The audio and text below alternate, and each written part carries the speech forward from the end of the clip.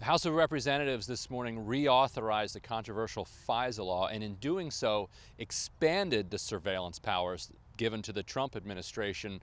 The particular issue in which they expanded it the furthest has to do with the way that the FBI can do what are called Section 702 searches of records that have been collected by the NSA.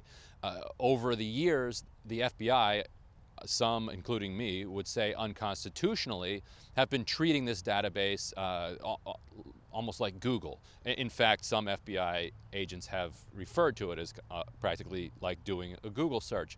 And then they kind of find backdoor ways to use the information that they gather unconstitutionally in criminal trials.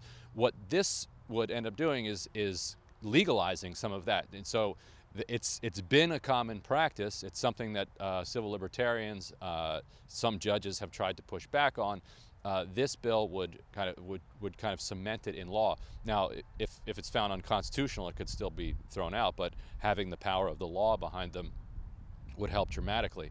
Now, you might find it surprising that at a time when everyone in Washington pretends that they believe that Donald Trump is unstable, is a threat to democracy, is vengeful, has no respect for the rule of law, and would use the powers at his disposal against his political enemies, that those same people that would say that would then go along with giving him more surveillance authority. Among those are House Speaker Nancy Pelosi today, and as well as dozens of Democrats. You can go to The Intercept and check out the precise vote totals. But without Democratic votes, the House of Representatives would not have been able to pass this, because there are enough kind of libertarian-ish Republicans that they would have defeated this. Now, Zoe Lofgren, a Democrat from California who represents Silicon Valley, who we've talked about here before, and Justin Amash, kind of a libertarian Republican, introduced an amendment that would have basically required the FBI to get warrants in almost all of these cases.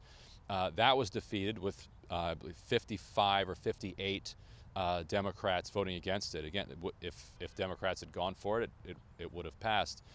We now move over to the Senate, where this morning 69 senators, which means at least 18 Democrats, voted to move forward with the debate, which is usually an indication that the bill has momentum. Now, it could still be stopped as the public starts to pay attention and say, wait a minute, you're going to vote to expand the surveillance authorities available to President Donald Trump. That's what you're going to do. That's how you're going to spend your time.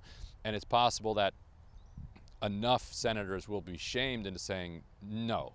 Actually, just last week we were talking about whether or not this man is mentally ill or not. So of course we're not going to expand his surveillance authorities.